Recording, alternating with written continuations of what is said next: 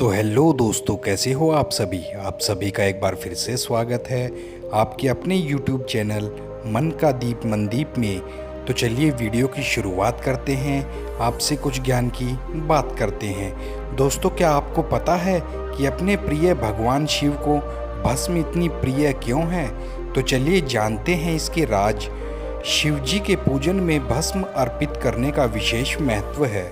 12 ज्योतिर्लिंगों में से एक उज्जैन स्थित महाकालेश्वर मंदिर में प्रतिदिन भस्म आरती विशेष रूप से की जाती है। यह बहुत प्राचीन परंपरा है। आइए जानते हैं शिव पुराण के अनुसार शिवलिंग पर भस्म अर्पित क्यों की जाती है। भगवान शिव अद्भुत व अविनाशी हैं। भगवान शिव जितने सरल हैं उतने ही रहस्यमयी भी हैं। भोलेनाथ का रहन सहन, आवास, गुण आदि सभी देवताओं से एकदम अलग हैं। शास्त्रों में एक ओर जहाँ सभी देवी देवताओं को सुंदर वस्त्र और आभूषणों से सुसज्जित बताया गया है, वहीं दूसरी ओर भगवान शिव का रूप निराला ही बताया गया है। शिव जी सदैव हिरण की खाल यानी मृग चर्म धारण किए रहते हैं और शरीर पर भस्म यानी राख लगाए रखते हैं। शिव जी का प्रमुख वस्त्र भस्म यानी राख है, क्योंकि उनका पूरा शरीर भस्म से ढका रहता है। शिव पुराण के अनुसार भस्म सृष्टि का सार है। एक दिन संपूर्ण सृष्टि इसी राख के रूप में परिवर्तित हो जानी है।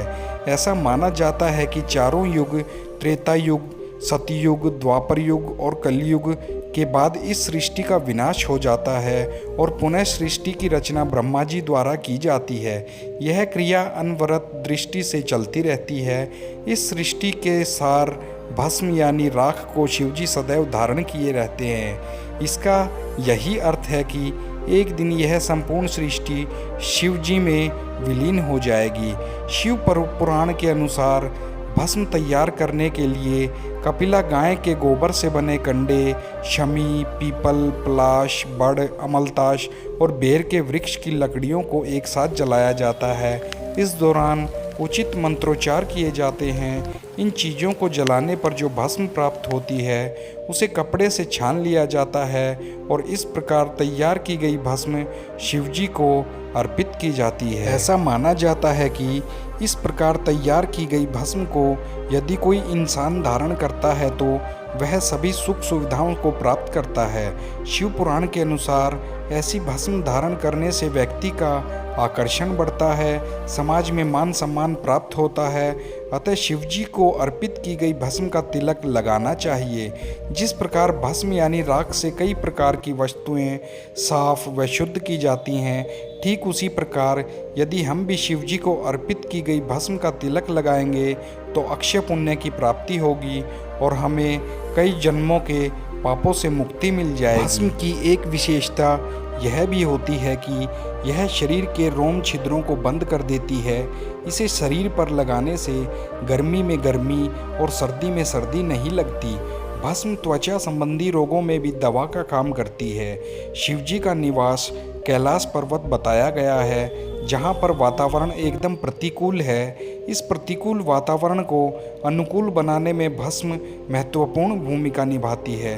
भस्म धारण करने वाले शिव सदैव संदेश देते हैं कि परिस्थितियों के अनुसार स्वयं को ढाल लेना चाहिए। जहाँ जैसे हालात हैं हमें उसी के अनुरूप अपने आप को बना लेना चाहिए। क्या आपको पता है कि भगवान भोलेनाथ भस्म को शरीर पर क्यों लगाते हैं? भगवान शिव ने अपने तन पर जो भस्म रमाई है वह उनकी पत्नी सती की चिता की भस्म थी, जो कि उनके पिता द्वारा भगवान शिव के अपमान से आहत होकर हो रहे यज्ञ के हवन कुंड में कूद गई थी। भगवान शिव को जब इस बात का पता चला तो वे बहुत बेचैन हो गए। जलते कुंड से सती के शरीर को निकालकर प्रलाप करते हुए पूरे ब्रह्मांड में घूम रहे थे। उनके क्रोध और बेचैनी से सृष्टि खतरे में पड़ गई थी।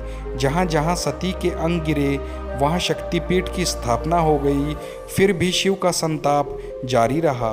तब श्री हरि ने सती के शरीर को भस्म में परिवर्तित कर दिया। शिव विरह की अग्नि में भस्म को ही उनकी अंतिम निशानी के तौर पर तन पर लगा लिया था। पहले भगवान श्री हरि ने देवी सती के शरीर को छिन्न भिन्न कर दिया था। जहाँ जहाँ उनके अंग गिरे वहीं पर शक्तिपीठों की स्थापना की गई। लेकिन पुराणों में भस्म का विवरण भी मिलता है। शिव का शरीर पर भस्म लपेटने का दार्शनिक अर्थ यही है कि यह शरीर जिस पर हम घमंड करते हैं, जिसकी सुविधा और रक्षा के लिए ना जाने क्या क्या करते हैं, एक दिन इसी भस्म के समान हो जाएगा। शरीर क्षण भंगुर है और आत्मा अनंत। कई सन्यासी तथा नागा साधु पूरे शरीर पर भस्म लगाते हैं। यह भस्म उनके शरीर को कीटाणुओं से तो रक्षा करती ही है तथा साथ में सब रोम कूपों को ढककर ठंड और गर्मी से राहत दिलाती है। तो दोस्तों, ये थी आज की ज्ञान की बात, और साथ ही साथ चैनल को कृपया सब्सक्राइब कर दें। आपके सब्सक्राइब करने से मुझे मोटिवेशन मिलता है ताकि मैं नई नई वीडियो और नई नई जानकारी आपके लिए ला सकूं। दोस्तों, मौज लो, रोज लो, ना मिले तो खोज लो। आप सभी का दिल से धन्यवाद।